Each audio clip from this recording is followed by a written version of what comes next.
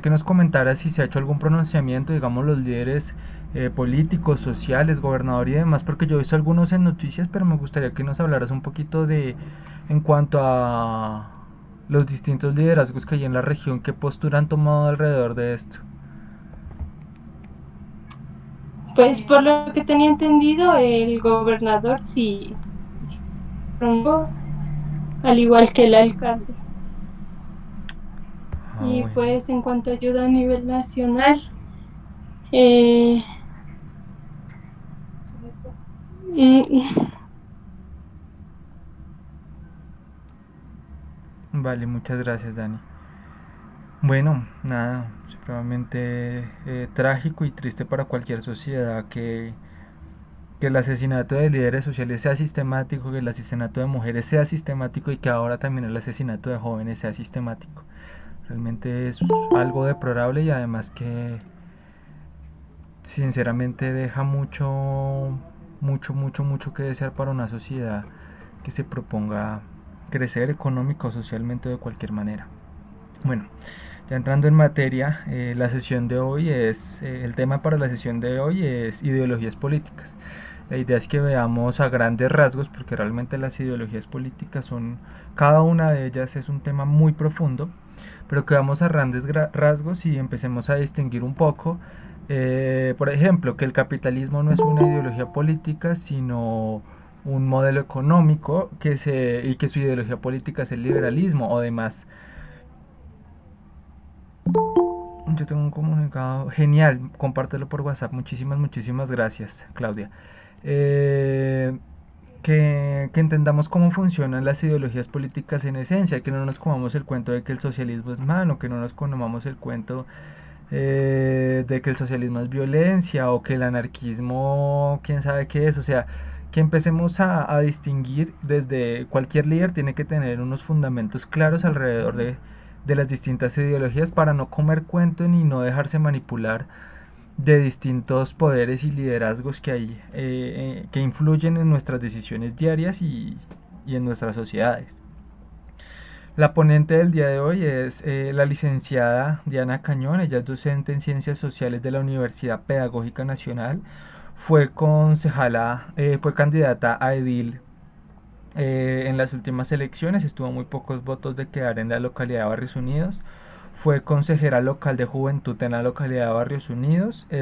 Fue líder estudiantil de secundaria y en la Universidad Pedagógica alrededor del Consejo Nacional Superior Estudiantil de Colombia y es integrante del comité editorial de la revista Nueva Gaceta, de la misma revista del profesor Pascual. Bienvenida, Diana. gracias, compañero, pero pido la palabra para el tema. Bienvenida, Diana. No, déjalos que hablen al respecto. Alguien habló ahí. No, se le abrió el micrófono a Heidi, pero estaba en otra reunión. Ah, ok, bueno, sí.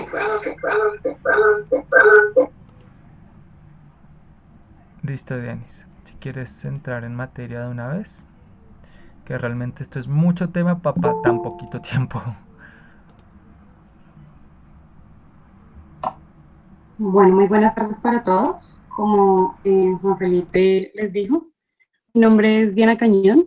Mm, ya les contaron qué hice yo en la vida y bueno, a qué me dedico en este momento. Soy profesora de primaria y bachillerato en un colegio privado y bueno, nada, ahí dándole em, pues a la vida, a buscarse la papita. Ya les muestro la presentación que quiero hacer. Si tienen dudas, preguntas, no hay problema, me pueden interrumpir. ¿Listo? ¿Ven la pantalla? ¿Aló? O sea, necesito de su colaboración porque si no... ¿Listo?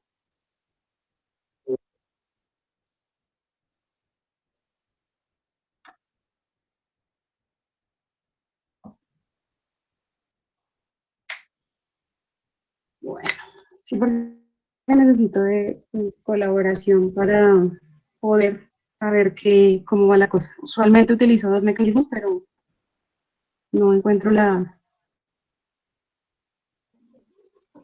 audífonos. Me perdonarán. Bueno, como dice, mi nombre es Diana Cañón. Mm, Vamos a comenzar a hablar de dónde nacen las ideologías, eh, cómo comienza esta socialización. Eh, Gracias al Renacimiento, a todos los movimientos políticos que miremos más adelante, comienza un proceso de darle forma a las ciencias sociales y en especial al pensamiento político. Con la concreción de estos pensamientos eh, nos podemos imaginar cómo es la sociedad. Nos ponemos a pensar, o bueno, en ese momento se ponen a pensar qué es la sociedad, cómo se está configurando y qué teorías hay al respecto frente a lo que llamamos sociedad. Comienza a hablarse de un contrato social, en especial, me imagino que ustedes saben, Rousseau comienza a hablar de unos contratos sociales, pero de unas políticas o unas reglas establecidas que, aunque la gente a veces no analiza y no sigue analizando, asume por costumbre y lo rige hasta que otro movimiento viene o hasta que se transforma. Es así que nosotros, muchos de nosotros nacimos con la Constitución de 1991 y estamos todavía en ella y todavía pues hay algunas reformas, nos gustan algunas cosas, a algunos no les gustan otras, eh, pero pues finalmente es la que nos rige y la que tenemos que asumir. Bueno, tenemos a D'Alembert, Jean Rom D'Alembert. Este hombre está en París, vive todo el tema de todo ese renacimiento y hace una transformación en la forma de enciclopedia. O sea, comienza un movimiento enciclopedístico en el que transforma el pensamiento y comienza a hacer una compilación de esa historia, de esos saberes, de todo lo que se da en la sociedad para el momento. Y la importancia que tiene es eso, poderlo recopilar en una enciclopedia. Hoy lo que es Wikipedia o lo que sería Internet, para su momento algo que no existía y que estaba o que se volvió algo a la mano, un libro a la mano, pues fue un asunto importante. Entonces, eh, tenemos a Augusto Comte, es comúnmente considerado el iniciador del positivismo en la sociología científica, en el cual habla de los tres estadios del ser humano. El primero es el teológico, en el que todo se debe a un Dios, todo está en el marco de los dioses y todo se mueve por dioses. Luego viene el ambiente metafísico y es todo el tema de entrar a racionar un poco más sobre la base también de los elementos, en meterle un poco de mezclar ese teocentrismo, esa teología, con un poco de racionalismo humano. Ahí tiene algo que ver el ser humano. Mucha gente, aunque cree en Dios, también es un poco racional, entonces es el tema metafísico. Y luego viene el positivismo en el que dice que todo tiene una razón de ser, que básicamente la razón prima por sobre todas las cosas y que nada tiene que ver el Dios o que las cosas no son fortuitas, sino que realmente son causa-efecto. Eso es básicamente lo que dice este hombre. Bueno, acá tenemos este mapita, entonces dice, bueno, la teología, provisional, preparatorio en él, la mente busca causas y principios de las cosas, entonces los fetichismos, los monoteísmos y los politeísmos, dioses. Lo metafísico, que tiene que ver sobre todo tiene que ver con la crítica y lo que les decía, todo el tema de las transformaciones, comienza una especie de racionalidad, y el positivismo, que es lo real y lo definitivo, ya cuando la gente se vuelve más racional y ve a la iglesia más como un asunto netamente y de negocios o una ideología, un asunto más ideológico que de fe, o sea, que realmente es su existencia, sino que cree que simplemente es algo que sí, que se inventa el ser humano para mirar, para estudiar sus culpas. Durkheim Sostiene que los métodos científicos deberán aplicarse al estudio de la sociedad, esto es sumamente importante, y creía que los grupos sociales presentaban características que iban más allá o eran diferentes a la suma de las características o conductas individuales. Comienza a hablar de conductas sociales, y eso es importante. Cómo la sociedad comienza a comportarse, cómo se establece una sociedad. Esto es importante porque Durkheim establece 3 reglas del método sociológico. Existe una realidad social fuera del individuo. Esta realidad social es objetivamente conocible. Y 3, se puede estudiar con los mismos métodos que las ciencias naturales. Desde el positivismo, el conocimiento es inductivo, es decir, de lo particular a lo universal. ¿Por qué es importante el método positivista? Reitero, porque nos permite estudiar de otra manera la sociedad. Antes los estudios sociales como tal eran muy superficiales, o sea, hablaba de algunas características de algunas sociedades, ciudades-estados, de algunas formas, pero en general como sociedad no se hablaba. Y aunque ahorita muchos digan que no al positivismo, porque es importante también las particularidades, en este momento es importante porque le da a la sociedad otra mirada y vale la pena destacarlo. Bueno, este es el mapita de Durkheim, sobre todo el tema de la educación, le otorga una gran importancia a la educación y a cómo se enseña, cómo se hace estas socializaciones primarias. Bueno, vamos a hablar de las teorías del liberalismo.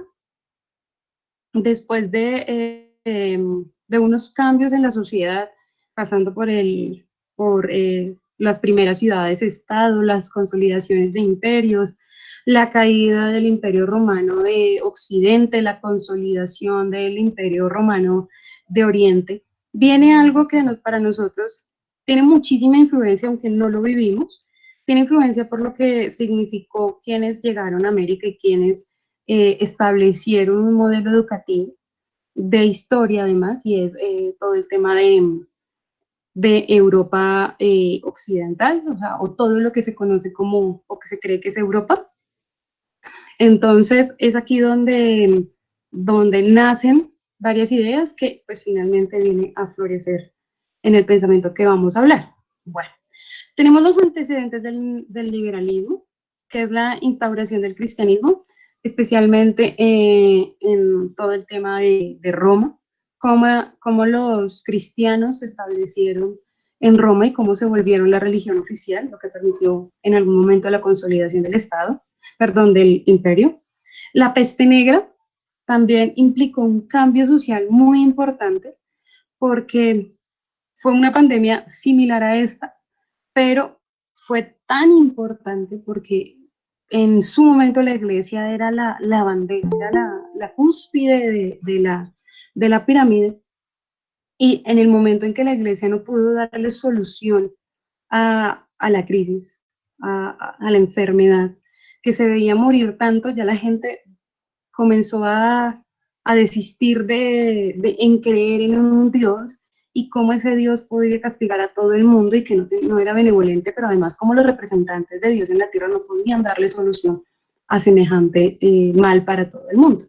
Entonces, eso significó un cambio de mentalidad en la gente, criticaban mucho más a la iglesia, entra más todo el tema protestante, entra en decir, bueno, ¿quién es Dios? ¿Qué hace Dios? ¿Y quiénes son los representantes de Dios en la tierra? Viene todo el tema del renacimiento, todo el cambio en las artes, en la economía.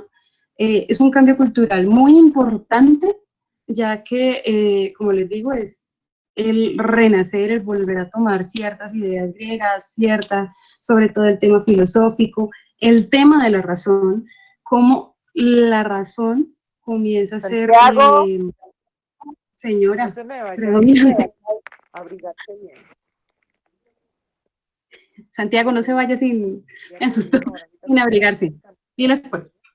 Bueno, viene acá la reforma protestante, como les decía, todo el tema de cómo se cambia la mentalidad de Dios, quién es Dios, quiénes son los representantes de Dios en la tierra. una crítica muy importante al Vaticano, cómo maneja el Vaticano todo este tema.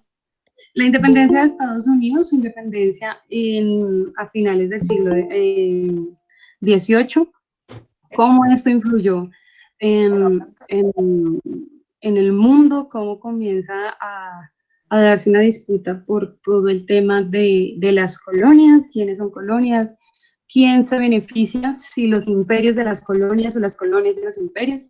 Entonces viene la independencia de Estados Unidos y la Revolución Francesa de 1789, que es un cambio y un golpe a la monarquía. Eh, es el golpe más importante que se le da a todo el movimiento monárquico.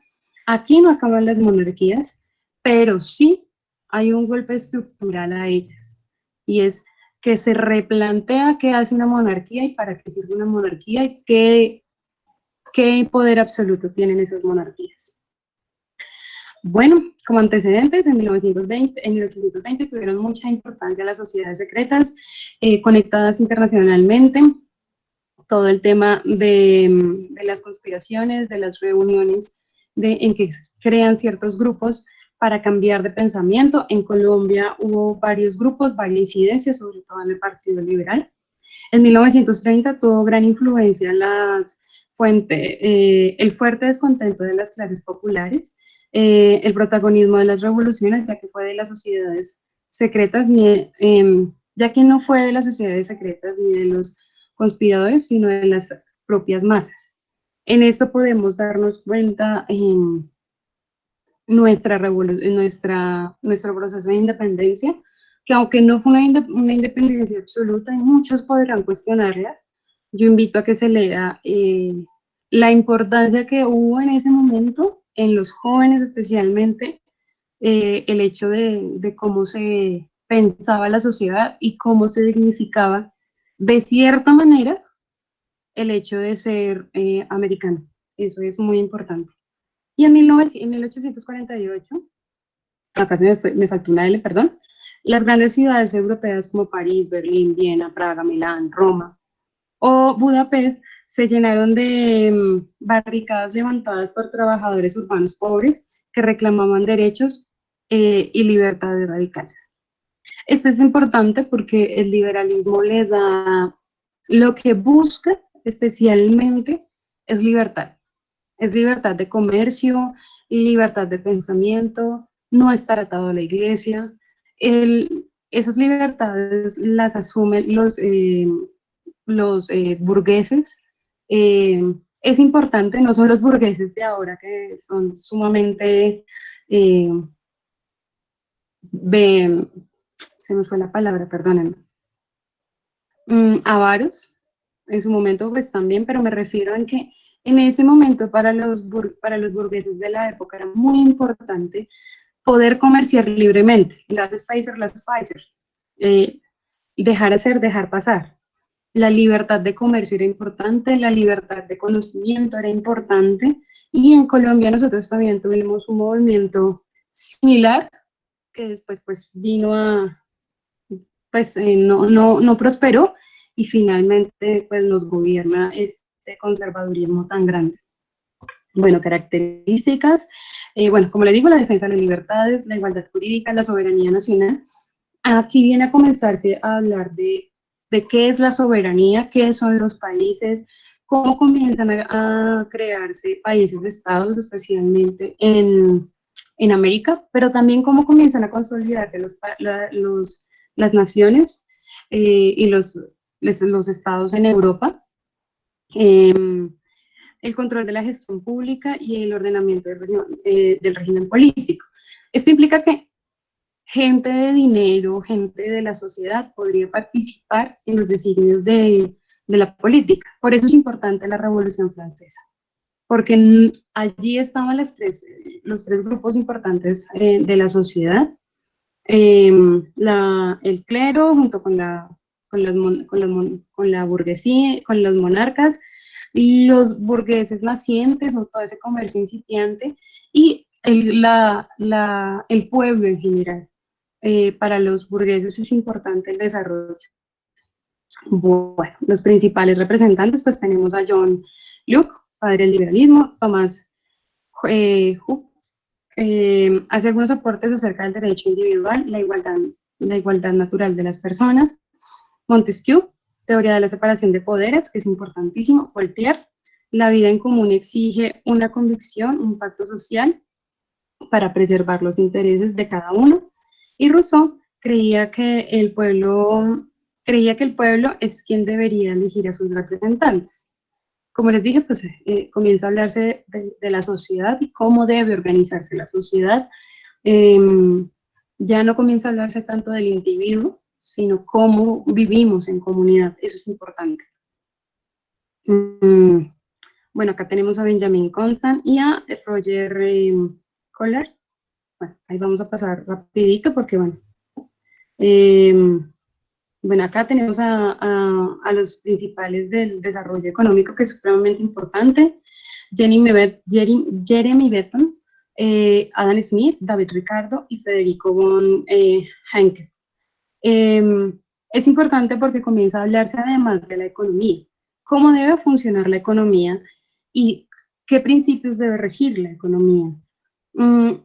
Comienza a darse el pensamiento de que el Estado debe ser un mediador más no un regulador de esa economía. ¿Listo? Las consecuencias se produjo un cambio social que garantizó el poder de la burguesía y la instauración de un orden clásico basado en la riqueza y no en los privilegios. Se sustenta principalmente en el ejercicio del sufragio sensatoria y que más adelante se transformará en elecciones libres. Esto es importante porque volvemos al tema de antes de todo este movimiento, antes de la Revolución Francesa, antes de la independencia de Estados Unidos, antes de nuestra propia independencia, pues había mucha gente rica, mucha gente que tenía dinero, pero finalmente no podía ejercer derechos y libertades porque estaban sujetos a las monarquías o a los imperios que reinaban en ese momento, ¿vale? Consecuencias en Colombia. Bueno, en Colombia, como ustedes me imagino saben, se vino un proceso entre aquellos todo el proceso de independencia, pero también se fraccionó en dos, todos aquellos que estaban a favor del federalismo y todos aquellos que estaban a favor de un país centralista. En Colombia, no se dice mucho, o no sé si a ustedes se los hayan dicho, pero en la batalla del 7 de agosto de 1819, el país era un país federalista, era un país de estados que propendía porque muchos, por la Gran Colombia, por la unidad, pero cada uno con sus independencias. Entonces, Leo propuso el primer programa que le llamó el Partido Liberal y que sería aplicado por el general José Hilario López. Si era presidente, el partido tuvo desde ahí características de una organización política liberal, anticlerical y progresista. Se caracterizaba por promover el libre comercio y la protección a los artesanos. Eso es el Partido Liberal. Nace por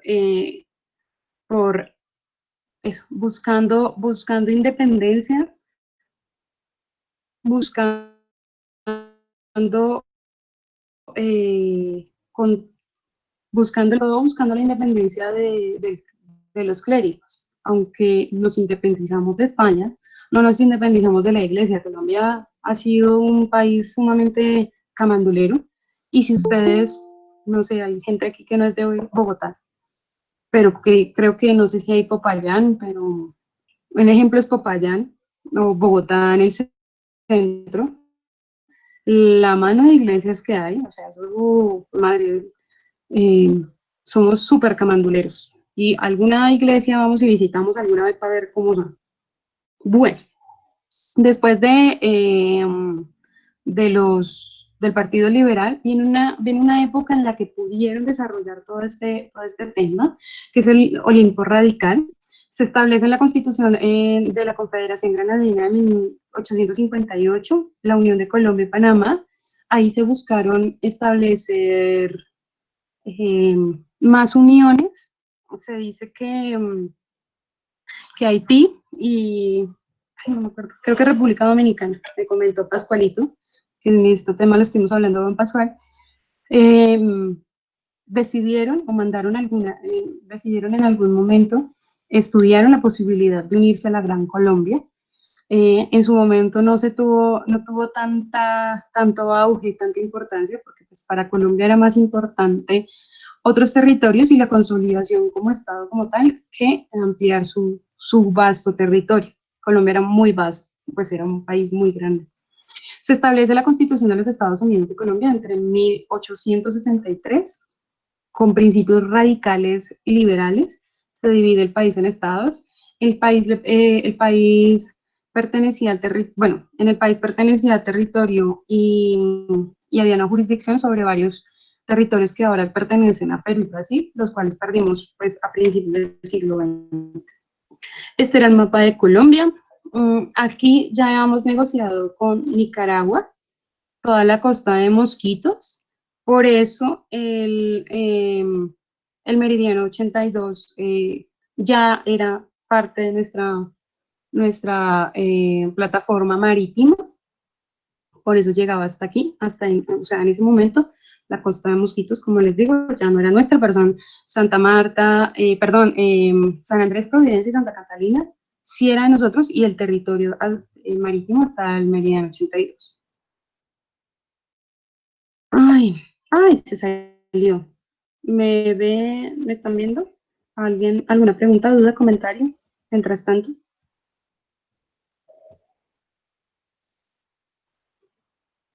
¿No? Bueno, ustedes son peor que mis niños de noveno. Pues no me hablan. Bueno, las características, las consecuencias de la Constitución. Se aplicó de manera extrema los principios liberales, se dio autonomía a los estados de la Unión, creación de la Universidad Nacional. Esto es sumamente importante porque además se crea la libertad de cátedra y pensamiento. Hay un avance en la investigación científica, se promulga el Estado laico, se expulsan comunidades religiosas. Para ese momento, Tomás Cipriano de Mosquera era uno de los representantes y su hermano era el más alto, yo la verdad de curas sé muy poco, pero era el más alto representante de la iglesia aquí en Colombia.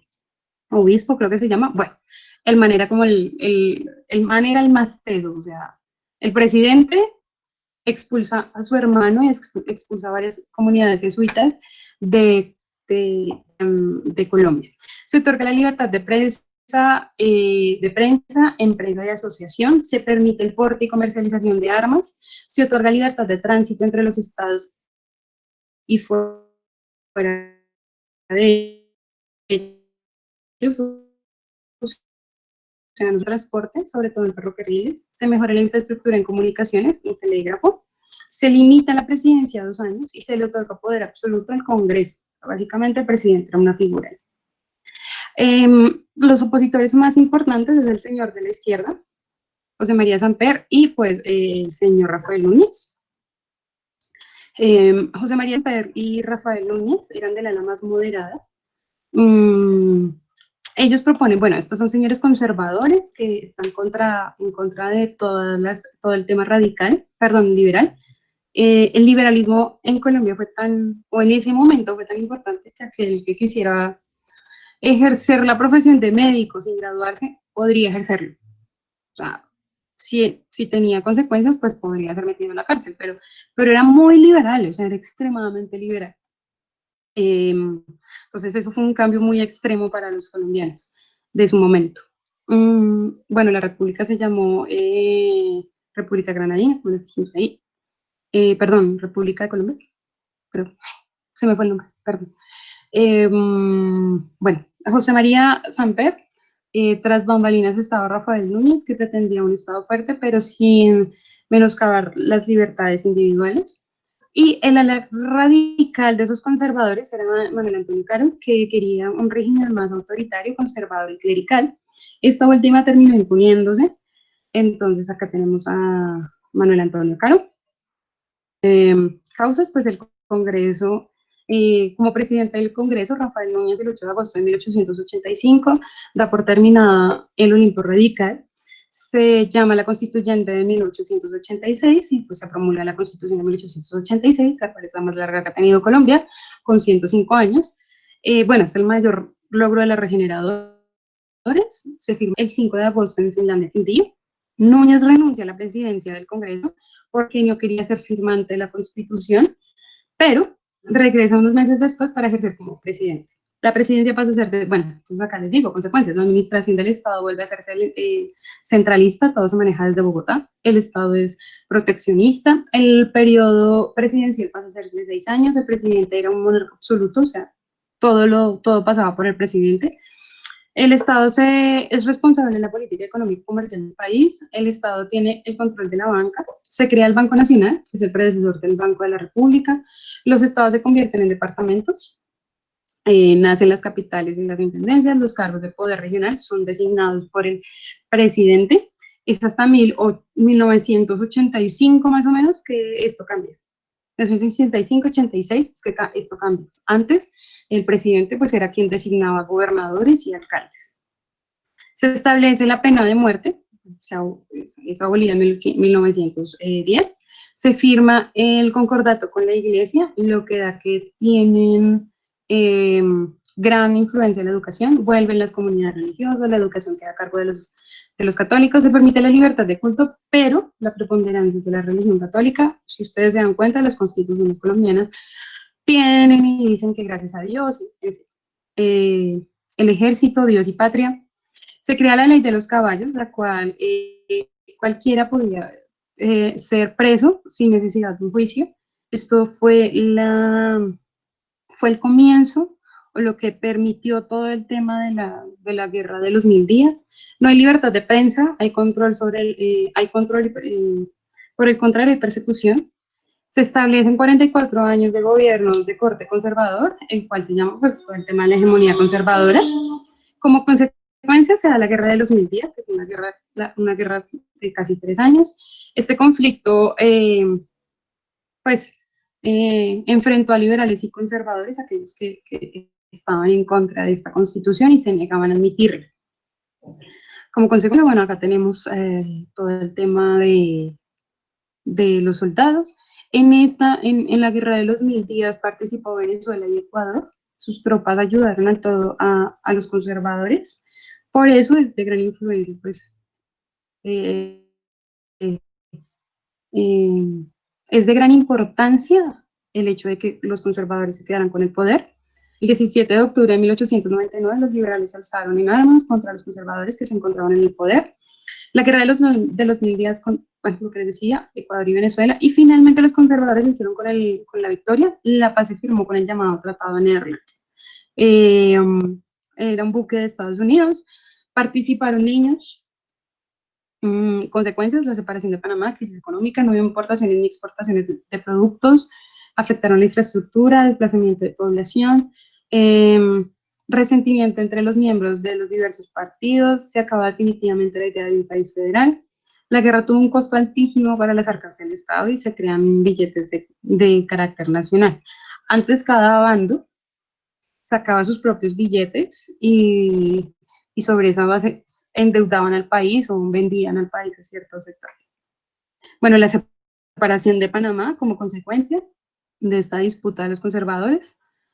Bueno, esto es básicamente lo que nos dio el liberalismo y la disputa del liberalismo con los conservadores aquí en Colombia.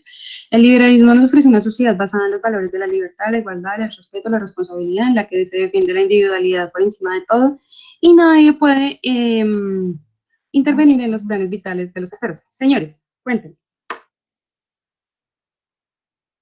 ¿Algo que decir? Reitero, si tienen que interrumpir, pues de una. Bueno, tenemos el socialismo. Señor.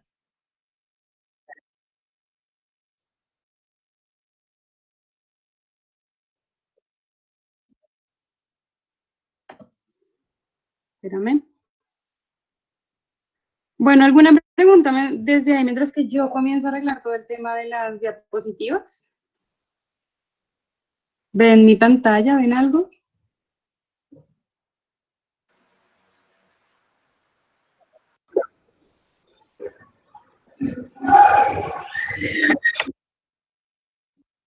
Quedamos en la separación de Panamá, ¿verdad? De hecho, dentro de poco ahí. ¿Ahí ya? No, ¿Ya? señora, está igual. Voy a poder dejar de compartir pantalla y volver a compartir.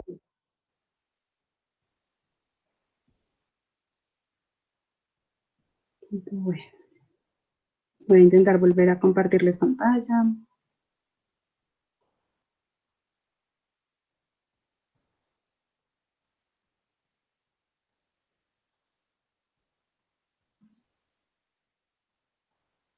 Acá ya la ven.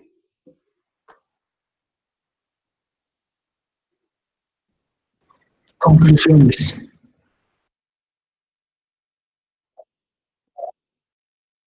Bueno, tenemos el tema del socialismo. Tenemos, bueno, los representantes más importantes del socialismo. Tenemos a Carlos Marx, Federico Engels y Lenin, que también. Joder. Pero ya estoy compartiendo.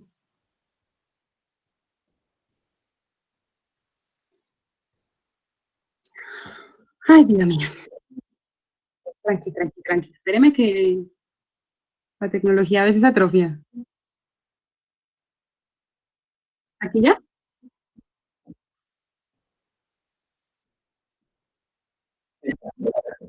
Bueno. Y espéreme, doy un sorbito de agua, qué pena con usted. Esto a la carrera cansa. Bueno, el socialismo se ha definido como un sistema de organización económica y social cuya base es que los medios de producción sean parte del patrimonio colectivo y sean del mismo pueblo, sea el mismo pueblo quien los administre. Eso es importante. Las características, la propiedad pública, la planificación económica, la falta de competencia entre el mercado y se opone al capitalismo. Como hablamos, todo el tema burgués comienza a establecerse, todo este renacimiento nos da una renaciente,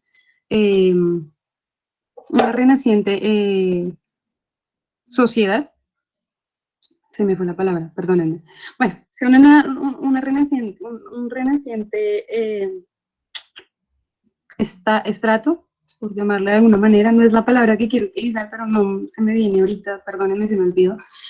Pero es un capitalismo muy salvaje, es una economía que si dejar hacer, dejar pasar, en su momento es un cambio, pero pues ya vienen a darse cuenta que gracias a los estudios sociales que se van dando, pues se mira, bueno, sí, es importante que pasamos de una monarquía a unas nuevas condiciones, pero esas condiciones también dejan a unos en la miseria, o sea, la miseria y la pobreza no ha acabado. Se cambió el modelo de producción, pero la pobreza sigue arrasando. Y es lo que hay en los diversos modelos de producción, en el esclavista, en el feudal y en este modelo de producción capitalista. Es que unos arriba y otros abajo en esa sociedad y que se jodan los pobres porque pues, los que van a dominar a prevalecer son aquellos que tienen los medios de producción y el capital. Bueno, entonces tenemos aquí todo el tema de la Revolución Francesa, entonces me permitiré leer rápidamente. En el siglo XIX, tanto en Europa como en Estados Unidos, el capitalismo industrial, pero fue en el siglo XVIII, realmente, perdónenme, porque no fue en el XIX. Fue a finales del siglo XVIII. En el siglo XVIII, tanto en Europa como en los Estados Unidos, el capital industrial fue un hecho sumado al cual nació el proletariado industrial, una clase social que fomentó la mayoría de los movimientos sociales en gran número de países de Europa, entre los que se destacan la Revolución Francesa, la Comuna de París, y la Revolución Francesa. También, como consecuencia del auge del capitalismo, nace el socialismo, una ideología política que abarca los cimientos del capitalismo como doctrina económica y social.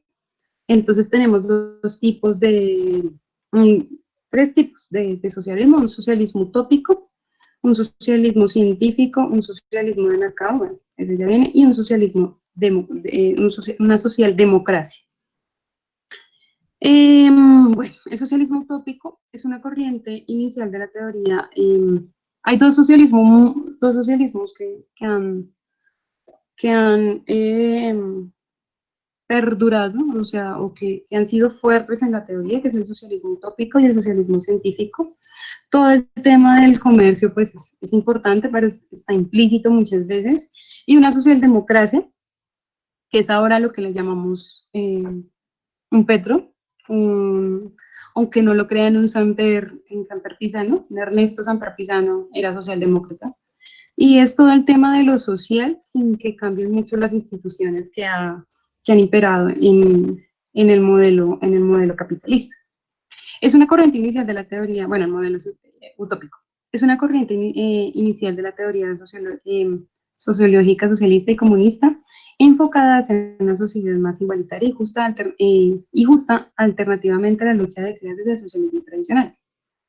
Se considera como padres del movimiento a Saint-Simon, más tarde otros autores como ¿cómo se dice? Charles Fourier, creo que se dice, a Owen, y con el socialismo cooperativo incluso a Cabot, fueron complementando, aunque con diferencias en muchos conceptos, entonces características: debe existir la cooperación, rehuyen a la lucha, o sea, que todo saldrá por inercia, o sea, las sociedades mismas se van a dar cuenta que no es necesario una lucha extrema o unas reivindicaciones, sino pues que la misma sociedad se dará cuenta que así son las cosas. Y son muy idealistas.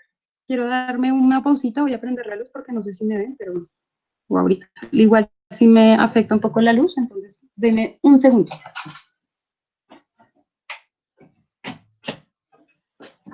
Listo, gracias. Bueno, tenemos el socialismo científico, que nace con Marx y Engels. Entonces, el socialismo científico se distingue en el siglo XIX, también finales del siglo XVIII, comienzos del XIX, por la obra de Carlos Marx de Federico Engels, el cual fue llamado el socialismo vivo marxista. Esta ideología rompió con los socialistas utópicos porque no representaban en la práctica cómo combatir el capitalismo, pero reconocieron la importancia del análisis crítico de la política. Hablaron del capitalismo industrial. El llamado socialismo utópico hace referencia a aquellas formas de socialismo concebidas antes de Marx. Y pues Marx hace una fuerte crítica a todo el tema del socialismo utópico. Comienza a hacer un análisis científico sobre cómo están las condiciones del proletariado en ese momento, qué hace la burguesía y cómo va a actuar esa burguesía. O sea, el man pretende, o más bien, el man a través de la lógica hace unos análisis a futuro que todavía son importantes y todavía hoy se siente, pues algo que para la gente dice, no, ese man está como medio, eso no va a pasar. Pues en este momento nosotros estamos viendo cómo ese capitalismo salvaje se hace cada vez más voraz. Bueno, entonces dice estatalización de los medios de producción, suprimir las sociedades de clases, sistema impositivo progresista y abolición de los derechos de herencia. Pues obviamente él dice que la propiedad privada no, pues que la herencia no debería existir, en fin. Bueno, tenemos el socialismo de mercado. El socialismo de mercado es un término usado para describir a los distintos modelos económicos que en mayor o menor medida confían en los mecanismos de mercado para la constitución del socialismo. Características: el Estado controla los sectores económicos estratégicos, la producción, los productores deben dar una cuota al gobierno, se promueve la inversión, perdón, ahí dice promueve, pero es promueve. Básicamente, muchos harán una crítica a China. A China se le puede criticar todo, pero muchas de las cosas que se han dicho, China las ha puesto en marcha. Yo los invitaría a que miraran cómo está China. Bueno, Tenemos aquí a Charles Ford, a, a Sanit Simon, a Federico Engels y a Carlos Marx.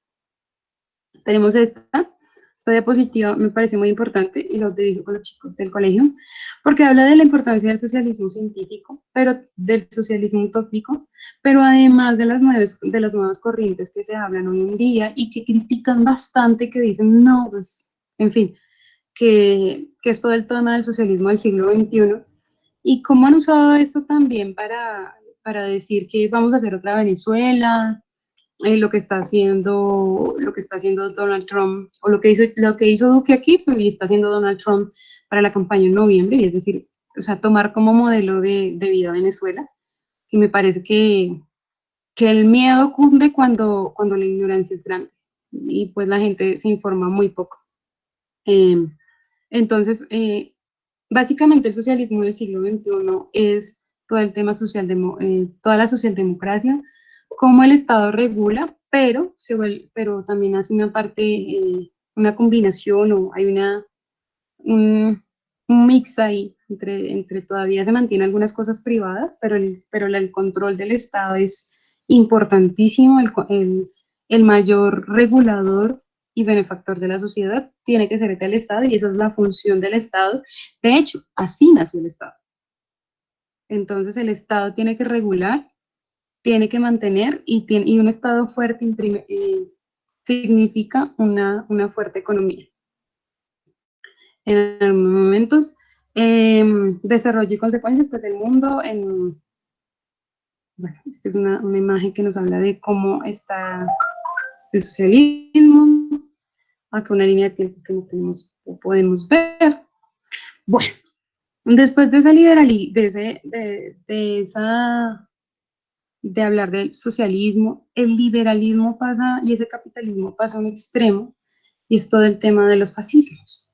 Cómo ya llega al punto de los extremos, y cómo se usa el socialismo como palabra para fortalecer una ideología u otra. ¿Por qué lo digo? Porque Hitler sube sobre la base de un movimiento social, pero un movimiento social no puesto desde el marxismo, no puesto desde el leninismo, sino puesto desde otras vertientes, y es todo el tema racial.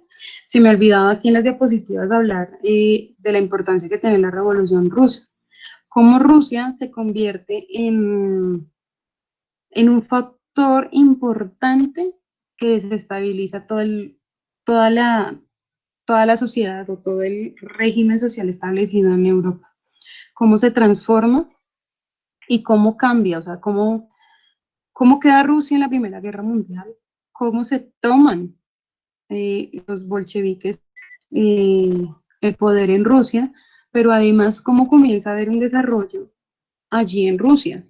Hay una película que uno podría ver, bueno, hay dos, El acorazado Potemkin, se los recomiendo, y Goodbye Lenin, que es cómo era Rusia en su momento, cómo comienza además a darle importancia a cosas como el cine, y por eso es importante la película, El acorazado Potemkin, y Goodbye Lenin, como una señora, o cómo es esa transformación de Rusia comunista a todo a todo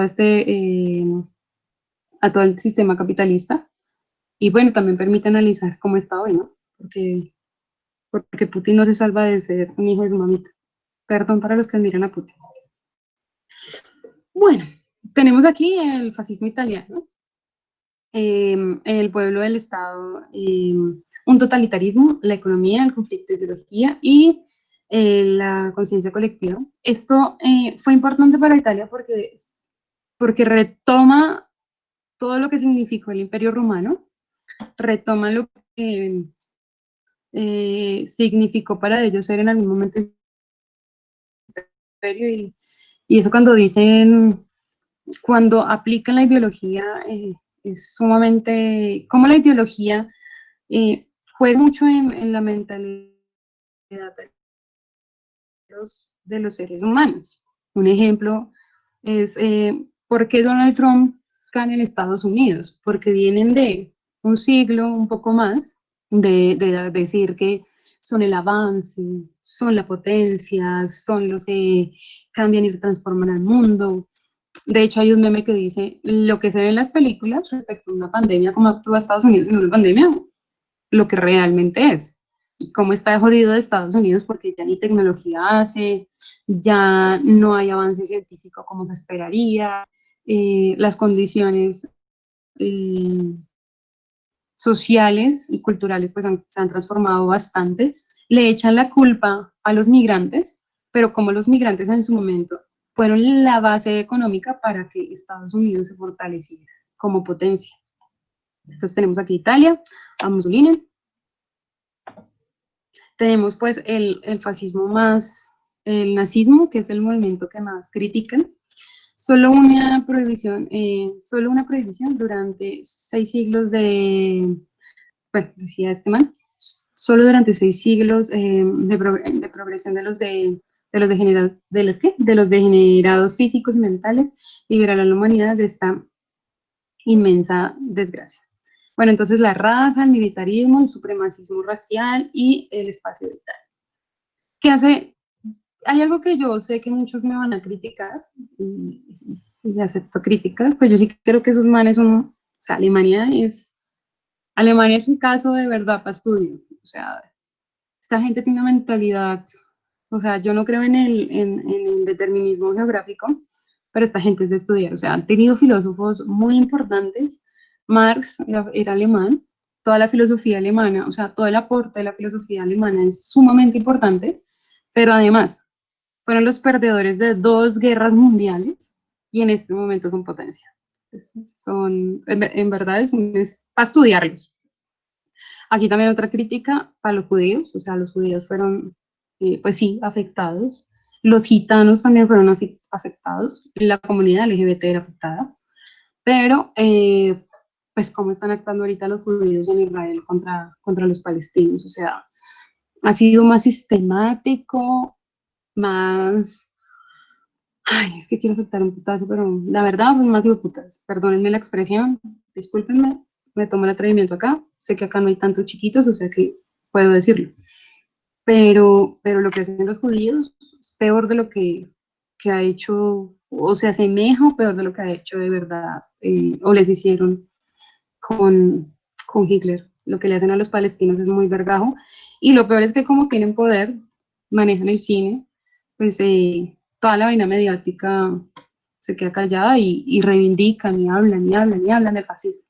Hay un man que se llama César, que habla de colonialización, de construcción del pensamiento, y en su teoría dice que si esto no hubiese pasado en Europa, o sea, que si hubiese pasado en América, que si hubiese pasado en África, que si hubiese pasado en Asia, pues el golpe no hubiese sido tan duro. O sea, es porque esto afectó especialmente todo ese eurocentrismo que maneja nuestra sociedad. ¿Listo? Y tenemos Una a Franco, pregunta, que es de los... Señor, ¿qué es determinismo hágale, geográfico? pregunte. El determinismo geográfico habla, ejemplo, voy a poner un ejemplo aquí en Bogotá. Aquí en Bogotá dice que los cachacos somos aburridos, que los costeños son perezosos, que los negros no trabajan, eh,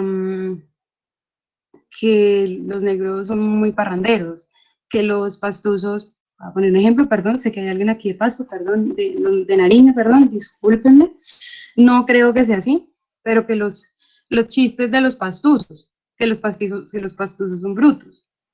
Y eso tiene una razón de ser de la historia, desde la independencia. O sea, los pastusos, Nariño o Pasto, porque además debería llamarse Pasto la región como tal, Nariño tiene ese nombre de castigo. O sea, yo admiro mucho a Nariño, pero al departamento le pusieron el nombre de castigo. Y se lo pusieron y además les decían que eran brutos porque la mayoría de su comunidad era indígena y los indígenas dentro de la colonia tenían más privilegios que los que les otorgaban el movimiento independentista, o sea, a todo Nariño, a todo el sur, occidente colombiano, lo obligaron a entrar en este movimiento independentista. Por eso les dicen que eran brutos, porque, ay, no entendieron qué era la independencia. No, ellos tenían unas particularidades y era entender, o más bien, sí, tenían unas particularidades y necesitaban su independencia, tenían más privilegios con la corona. Pero el determinismo geográfico es decir, pensar que cada persona es así por donde nace. Entonces, si nacías en Colombia y bebías chicha, eras un indio zarrapastroso bruto. Entonces, ese es el determinismo geográfico. Claro, nacer en unas sociedades con otros desarrollos, pues no implica, no hace parte de la geografía, sino hace parte del desarrollo social que tenga cada lugar donde se habita. ¿Vale? Por eso les decía, en Estados Unidos, pues en algún momento sí fue potencia económica, científica, pero en este momento, la verdad, Estados Unidos, por eso le tiene miedo a China, porque China ha tomado ventaja y Rusia iba detrás. Perdón, la embarrada de Rusia es que se perdió todo el tema del comunismo. O sea, ahí es donde uno tiene que analizar Rusia, cómo juega Rusia en toda la geopolítica. Pero bueno, eso ustedes lo mirarán después. Entonces tenemos a Franco. Franco era general en general de la República Española, le juró lealtad a la República un día antes de enfrentarse a la Segunda República establecida en España. Este man es ayudado por Estados Unidos y es ayudado por los nazis. De hecho, básicamente Franco se instaura en el poder en 1930 más o menos, finales 38 más o menos. Y todas las armas que se estaban haciendo o que estaba preparando Alemania, pues las probaron en España. Un ejemplo de eso es el Guernica, no sé si lo han visto, de Picasso. Es una muestra de cómo bombardearon un territorio español y cómo probaron las armas. Y si ustedes, no sé si sepan, pero lo han visto, Franco fue de los gobiernos que más duró, o de los fascistas que más duró en el poder. Y era tan vergajo que le entrega el poder a la monarquía. Y la monarquía pues decide hacer un proceso más pacifista y pues, por eso se crea una república, ¿cómo es que se llama España? Una monarquía republicana, bueno, una monarquía Parlamentaria. constitucional, bueno, no me acuerdo, pero parlamentaria, bien, hermano, bien, gracias, re bien. Entonces, por eso el cambio. Tanto es así que algo que a mí me sorprendió de España, si ustedes ven la historia del Real Madrid, el Real Madrid es lo más derechista que hay en este país, en ese país. Primero maneja mucha plata. Su estadio es una brutalidad, pues de verdad es una vaina que le gusta el fútbol, amará esa miércoles. Es una mamera para que no les guste. Pero además nace como un grupo de derecha, o sea, perdón, como un grupo, o sea, como un club de ricos. El rey lo reconoce, por eso el Real Madrid tiene la corona, pero la banda morada que tiene, que todavía usa, se la otorgó Franco, porque era el equipo de Franco. Entonces, es una vaina muy curiosa porque además todavía mantiene los dos símbolos, ¿no? El franquista y el realista. Bueno, otra vez venimos a Benito Mussolini, estableció un régimen totalitario. Italia, les invito a ver Sado, no sé si alguno lo ha visto. No sé, ¿ustedes han visto Sado? ¿Alguno de ustedes? ¿La película? ¿No? Creo que no, porque ninguno responde. Bueno, los invito a verla porque, pues, primero es como es la sociedad en general.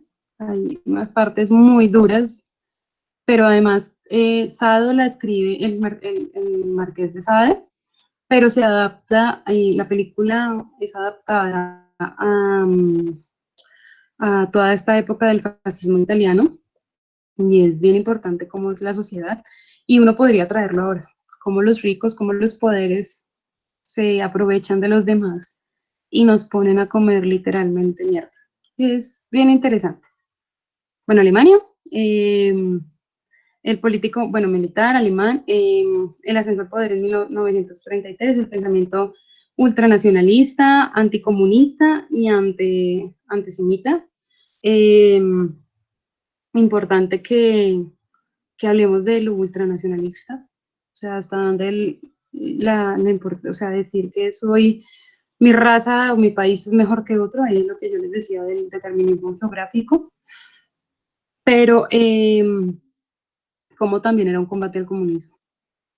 Cómo inicialmente Estados Unidos no combatía a, a, a los nazis porque creían que era una alternativa y que finalmente Rusia y Alemania se iban a agarrar. Inicialmente Alemania y Rusia tenían un pacto, el cual se rompe y Alemania comienza a tener unos tintes muy de conquistar los demás territorios, por eso es que se crea una alianza para derrotar a Alemania.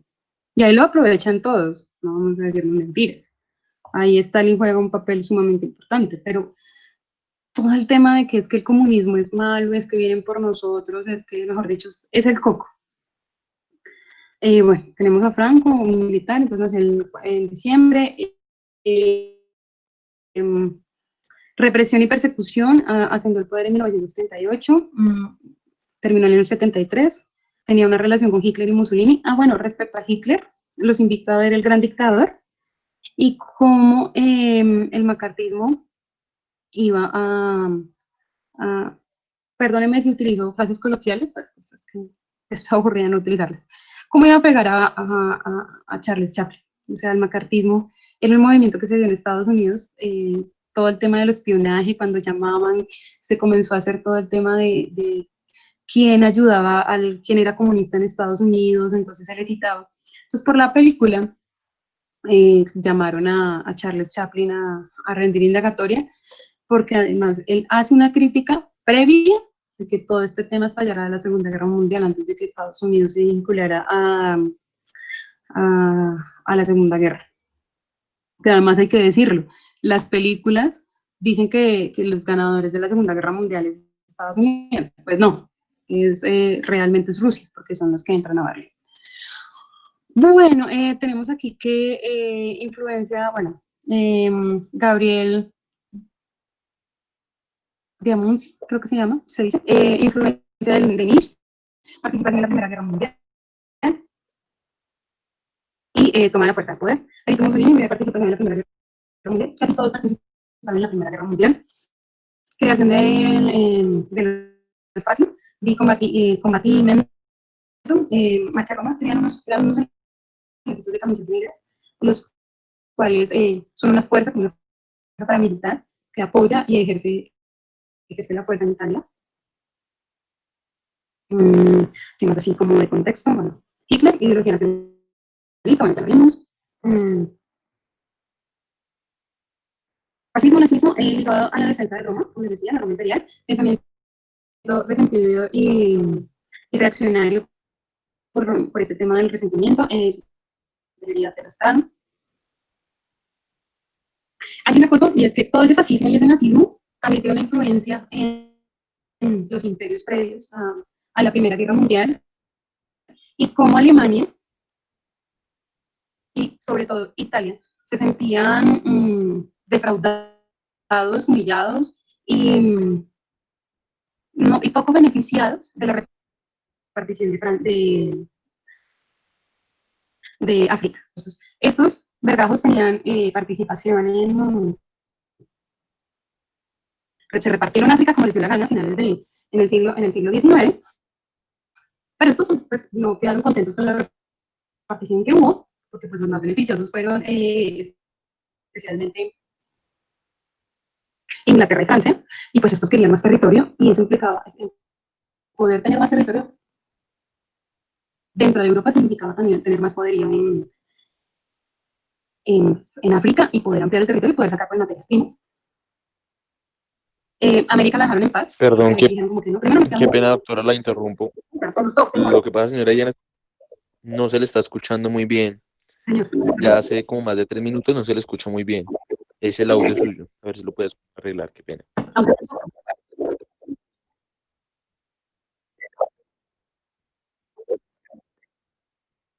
Ay, me asustó, hermano.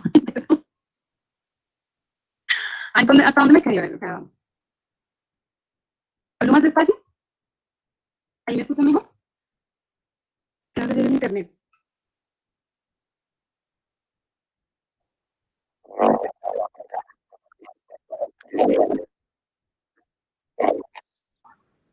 Entrecortada y acelerada.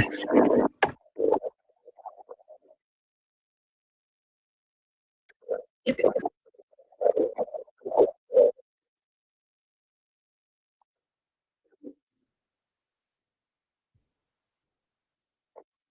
espérenme. Voy a hacer una cosa, y es que voy a hacer lo que usualmente hago con mis chicos, y es que voy a presentar por acá, pero hablo por otro lado, a ver si de pronto se mejora un poco la comunicación. Esperen un segundo, busco Felipe para buscar la conexión por acá. Pues me va a permitir bajarle el volumen acá y entrar por este lado, ¿vale? ¿Se escuchan un eco? No, no.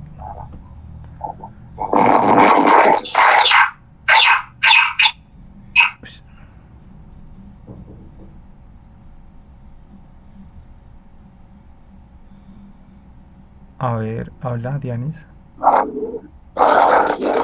Espérenme debajo de esto, espérenme.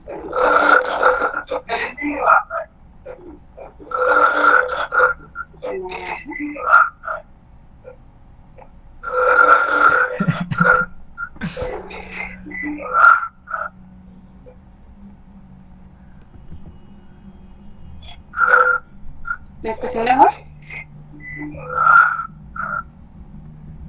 Sí, pero no, sí, sí, sí, creo que sí, ahora sí. Inténtalo.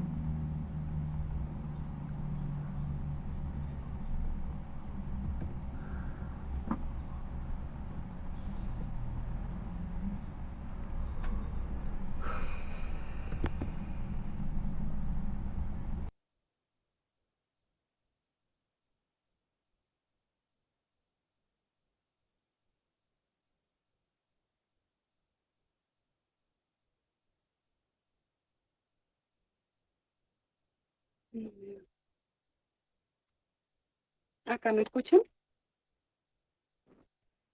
Es que yo los escucho, necesito. Espérenme un segundo, traigo unos auriculares y ya.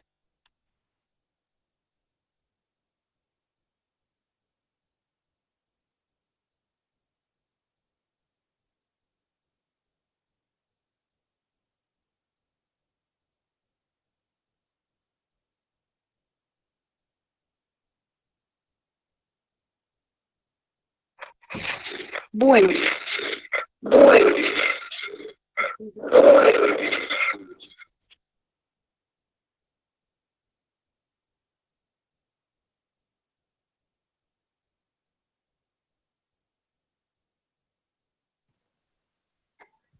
¿me escuchan?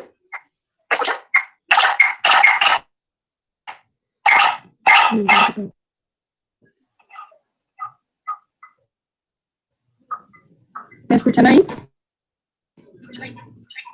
No.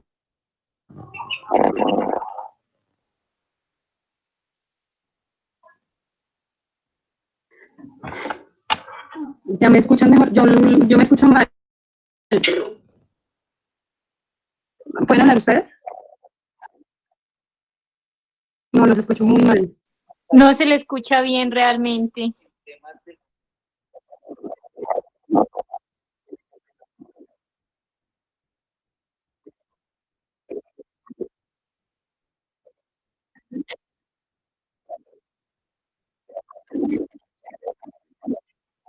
Estoy tratando de hacer eso, pero no entiendo por qué me hace eco las dos.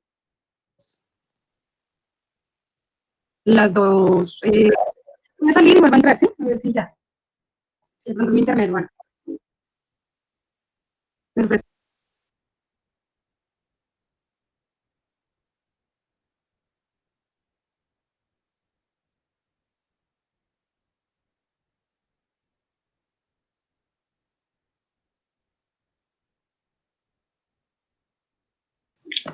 Bueno, pues tenía un poco más de expectativas con el tema de la ideología, sobre todo ideología política, y es más yendo hacia el tema del concepto de ideología, quizá ideologías que tenemos vigentes en este momento y sobre todo aplicadas al contexto actual. Creo que como jóvenes en un momento de transición es importante este tema, sobre todo pensarnos la ideología dominante y si quizá este contexto de pandemia está transformando en algo, si quizá nosotros desde nuestros entornos podemos ayudar a transformar la ideología imperante, sí, quizá como irnos más al debate que nos permita profundizar en salidas para la situación actual, más que creo que hacer un recorrido histórico, que nos sobra claramente, pero siento que por el tiempo está muy extendido. Gracias.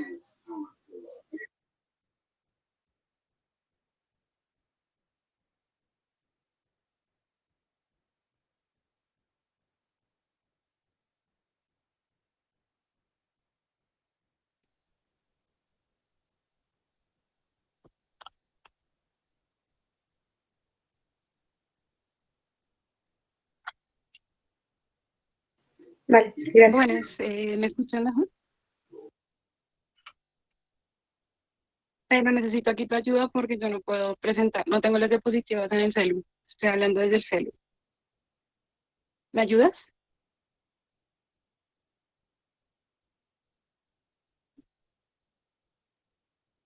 No hay nada, dale, dale ahí, tranqui. Bueno, no sé, ¿tienen alguna pregunta, duda, inquietud?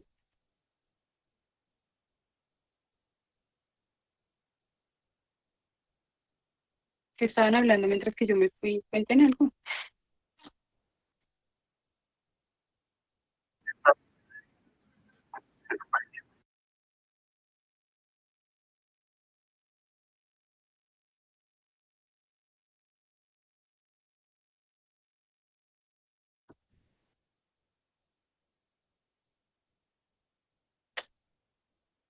Pero bueno, sí, como, no sé, oí la parte final tuya, pero sí creo que es importante saber la historia para saber qué ha pasado y cómo se dan algunas manifestaciones en este momento.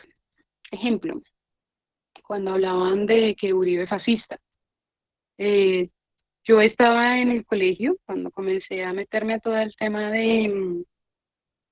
pues de los movimientos estudiantiles y tal, por unas cosas particulares en mi colegio.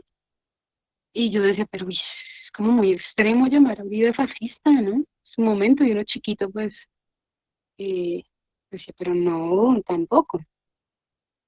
Pero dándose cuenta que cómo ha sido el accionar de estos manes, uno puede determinar y puede analizar por qué se les llama fascistas y qué son esos tintes fascistas que tienen en América Latina ciertos, ciertos gobernantes.